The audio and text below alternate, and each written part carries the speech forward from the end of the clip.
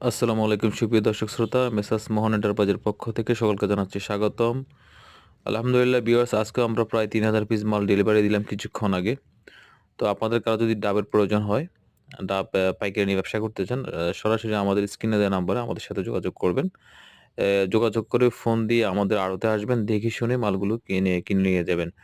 Viewers, আমরা পুরো বাংলাদেশে খুবই সুনামের সহিত ইনশাআল্লাহ দীর্ঘ ব্যবসা করে আসতেছি।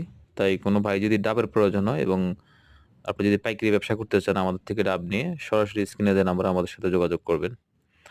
আর দামের বিষয়টা দেখেন, এখন তো শীতকাল, এখন ডাবের দামটা একটু কমেছে।